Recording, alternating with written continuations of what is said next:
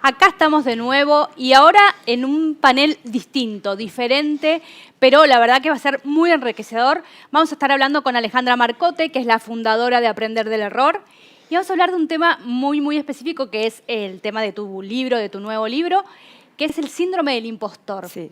Hola Alejandra, ¿cómo estás? Muchas gracias por la invitación. Acá tenemos el nuevo libro de Alejandra. Ahí está, lo traje después para que, bueno, también para que todo el equipo pueda conocer un poquito más en profundidad esto que estamos hablando. Exacto, contanos porque, o sea, nada, por ahí como de oído siempre escuchamos el síndrome del impostor, ¿no? Pero no sabemos exactamente de qué se trata. Bueno, ahora te digo, se puso muy de moda, está todo el mundo hablando del síndrome del impostor. El síndrome del impostor diría que es esa experiencia interna que uno tiene de dudas sobre sí mismo. ¿Viste cuando, por ejemplo, me invitan a esta charla y yo digo, ay no, se van a dar cuenta en algún momento que se equivocaron y que no era yo la persona que tenía que estar ahí? Esa es la idea principal del síndrome del impostor, de que somos un fraude, de que estamos engañando a las demás personas que confían en nosotros, que creen que somos muy buenas, que somos súper competentes profesionales. Como tirarse abajo, digamos. Sí, y en algún momento, la frase que todos dicen que aparece en la cabeza es, en algún momento se van a dar cuenta, en algún momento me van a descubrir. Y esta duda que nosotros tenemos sobre nosotros mismos tiene que ver con esta sensación de no ser lo suficientemente competentes, después si querés profundizamos, pero como que hay varias creencias, ¿no? De que quizás no hacemos todo perfecto como deberíamos hacerlo, no sabemos todo lo que deberíamos saber. Y hay algo también muy característico, es que aparece el miedo a equivocarnos, el miedo a fracasar. ¿Por qué? Porque si yo me equivoco, creo que ahí la gente realmente va a confirmar que no era la persona indicada. ¿Pero esto es falta de autoestima o es una exigencia, una gran exigencia de hacer todo perfecto? Sí, no necesariamente es una falta de autoestima, porque aparece en determinadas situaciones. Claro, por eso se dice que es situacional. No es general. No es que yo todo el tiempo en mi vida estoy sintiéndome un fraude. Entonces tiene que ver con las creencias, ¿no? Con esta gran autoexigencia, pero las creencias, yo diría, tan utópicas, ¿no? Como esto de tendría que poder con todo, tendría que saber todo, tendría que hacerlo perfecto, me tendría que salir todo rápido y fácil. Es un poco la exigencia del mundo actual y esto de las redes sociales, de que todo es perfecto.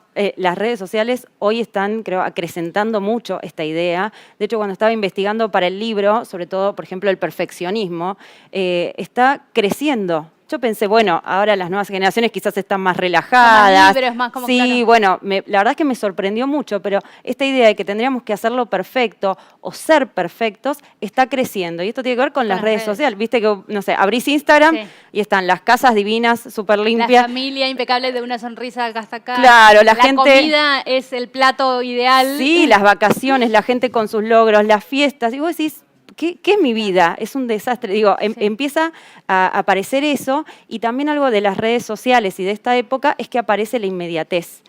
Todo para allá. Y eso además influye mucho en otra creencia, que es que las cosas me deberían salir rápido y fácil. Viste, yo, por ejemplo, no es un proceso. Exacto. Yo, no sé, tengo 43 años y hoy estaba pensando, digo, yo iba y buscaba, me mandaban a investigar algo y lo buscaba en la biblioteca y había todo un tiempo y esperábamos el llamado por teléfono. Y digo, hay cosas del mundo que cambiaron y ahora es todo para allá.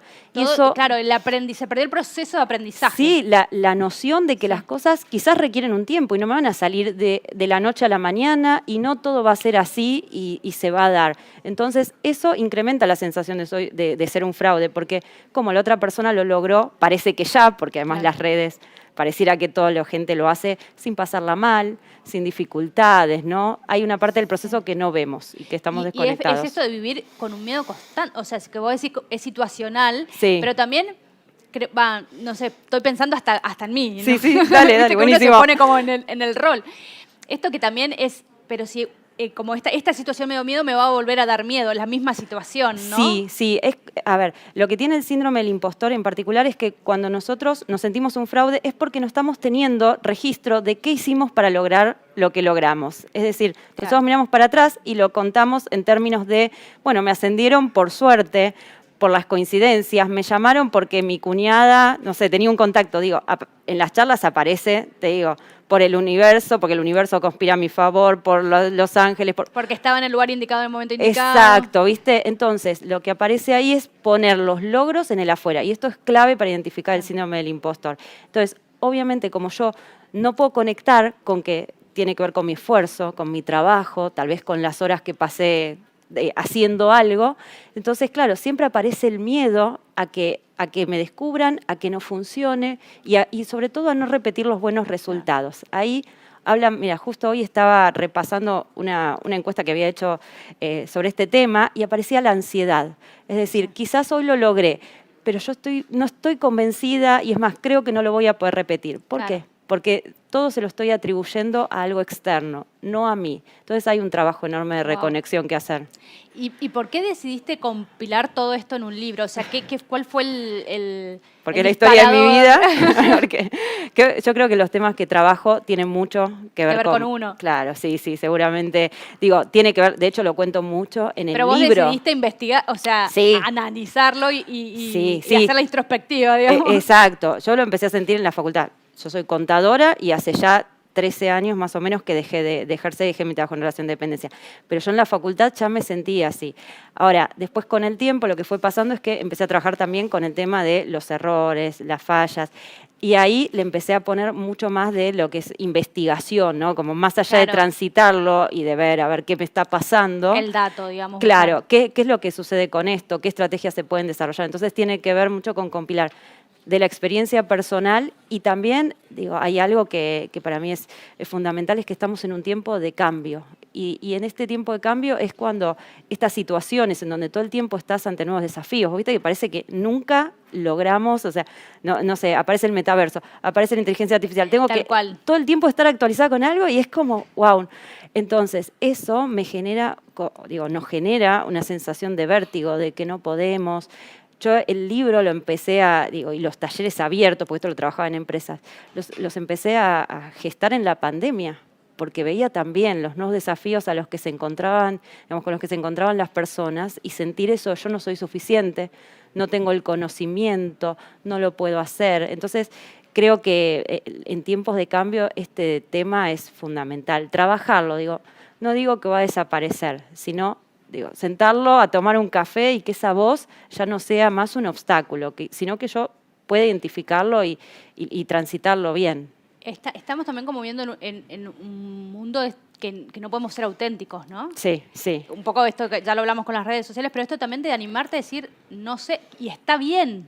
O sea, si yo no soy del área de finanzas, no tengo por qué saber de números por ahí y decir, no, eso no sé. Pero podés hablar con o un CEO por ahí, que se rodea de personas que saben y decir, yo no lo sé, pero lo sabe, pero Menganito es el que tiene el dato o algo así. ¿Por qué tenemos esa...?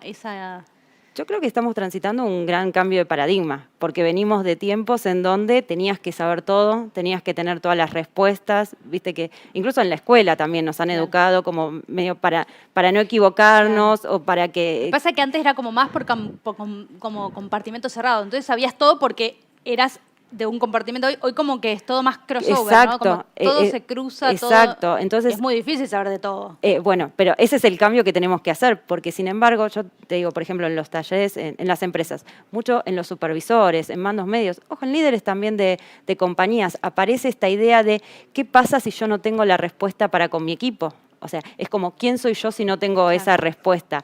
Entonces, esa duda sobre sí mismo primero tiene un impacto enorme en el bienestar de la persona, porque todo el tiempo está intentando, digamos, aparentar algo. Claro. Esto, ser un impostor. Exacto. Y después, sobre todo, en el mensaje que da para con el equipo. Porque viste que quizás hoy están dándose estos mensajes de, bueno, necesitamos ser aprendices constantes. ¿Cómo vas a ser un aprendiz constante si no podés admitir que no sabes algo? Claro. ¿No? Eso.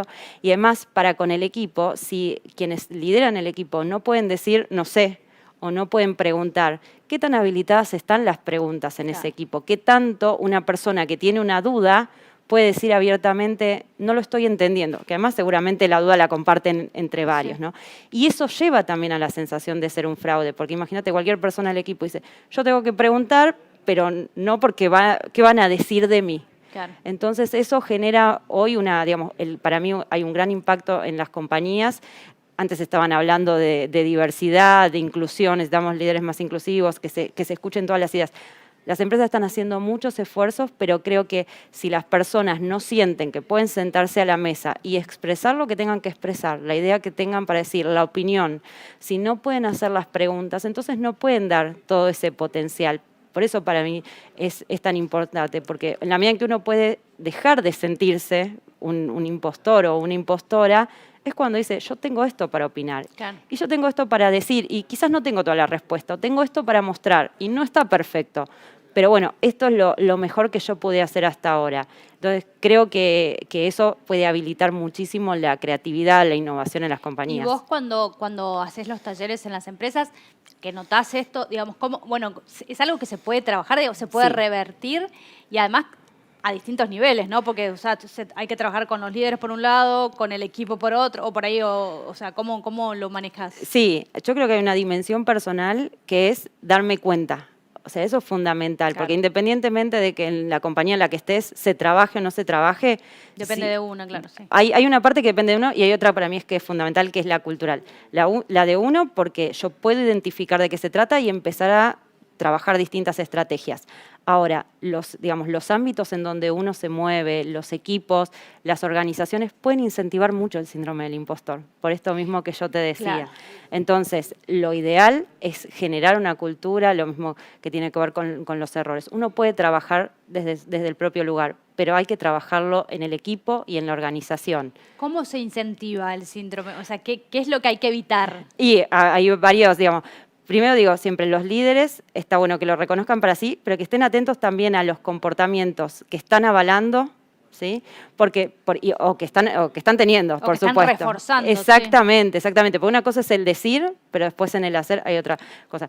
Por ejemplo, lo que es muchas veces el micromanagement, ¿viste? El estar encima de las personas, Claro. que a veces la persona quiere hacerlo de una forma, hoy que se habla tanto de equipos... Empoderar de equipos ágiles, te decimos hacia dónde vamos y hacelo vos como crees. Después hay alguien encima tuyo diciéndote así no, cómo lo deberías hacer, recalcando mucho los errores y no, por ejemplo, los aciertos o que la persona lo que hace bien. Claro. Viste que hay una frase que tiene años, ¿no? Que bueno, si lo haces bien, es tu trabajo. Y si lo haces mal, más o menos que te lo vamos a recordar toda la vida, ¿no? Entonces, eso también hace que las personas conecten primero con el miedo, porque si cada vez que yo me equivoco no nos metemos a hablar de qué es lo que pasó, no lo vemos como un aprendizaje, sino como un castigo, las personas empiezan a tener miedo de mostrarse tal cual son, de contar los errores y además no reforzamos lo positivo que están trayendo. Entonces siempre está ahí la duda sobre sí mismo.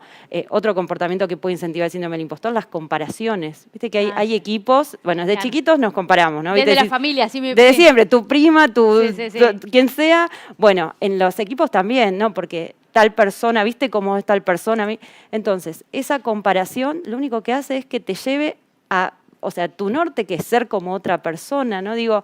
Hay algo que no está bueno ahí.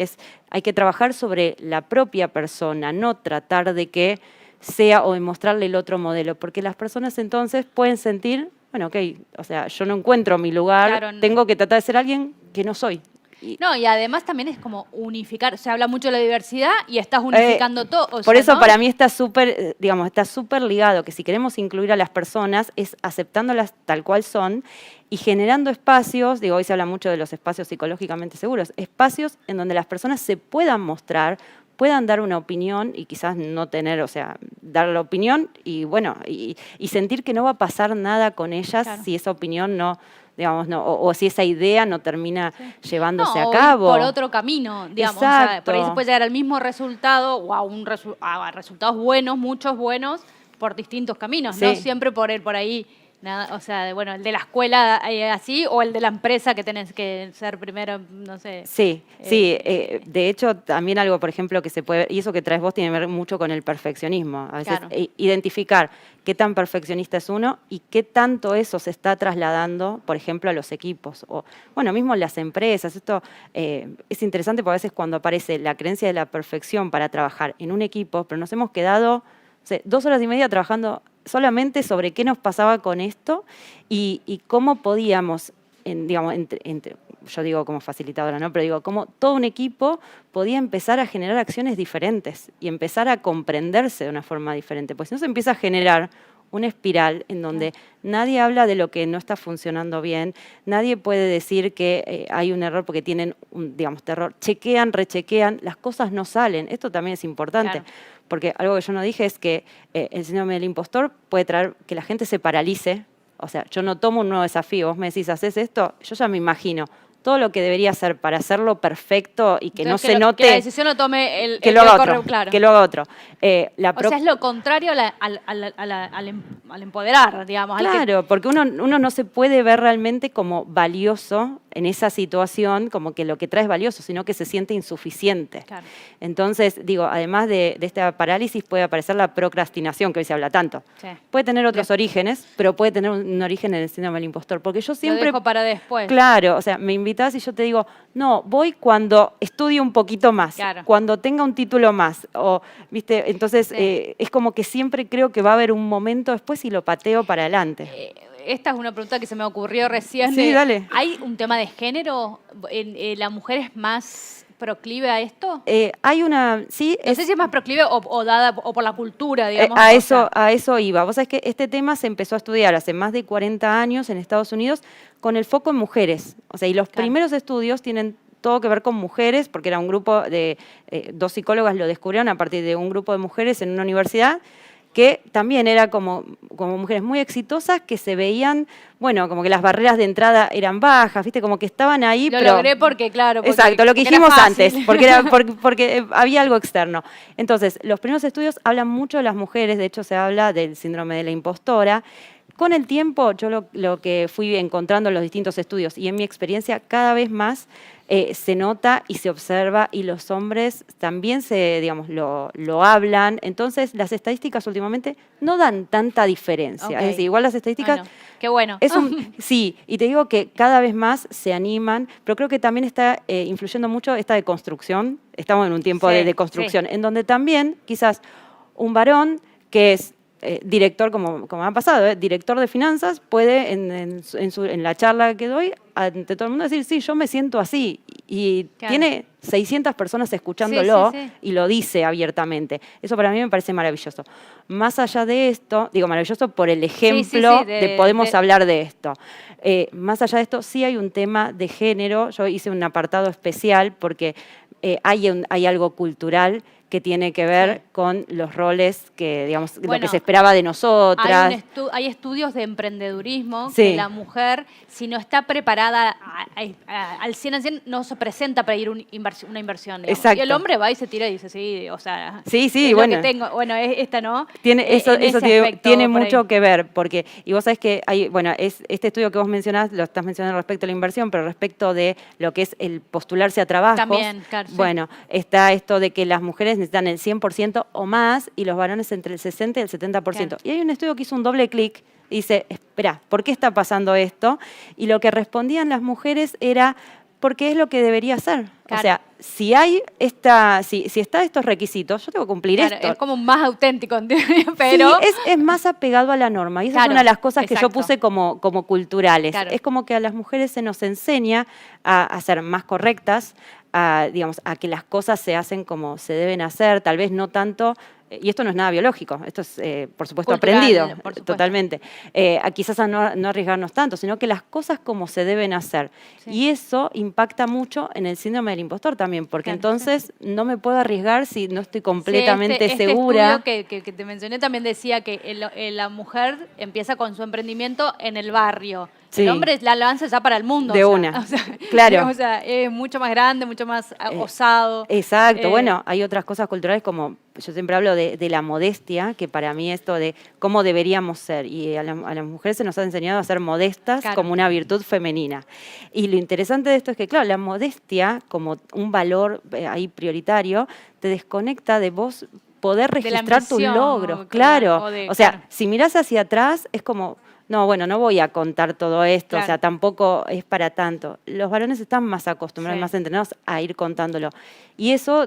A venderse, ¿cómo se dice? A venderse. Entonces, hacia atrás no puedes conectar con tus logros. Te vas desconectando, no lo vas contando, y hacia adelante no te puedes vender. Entonces, sí tiene un impacto fuerte, pero recalco esto que es cultural y que por eso creo que hay que hacer un gran trabajo, no solamente desde lo individual, sino en los equipos, en las organizaciones, de generar estos espacios. También en algunas organizaciones, esto de los grupos más estereotipados, ¿no? Hay cosas que yo ahora creo que eso ya no se escucha, pero cuando yo empecé a trabajar, ya hace muchísimos años, desde 25 años, había cosas en las que te decían, esto no es de mujeres. Claro. Y conversaciones en las que ese tipo de cosas que por suerte creo que ya no están pasando, pero todavía esa mirada sesgada puede estar influyendo entonces en lo cultural.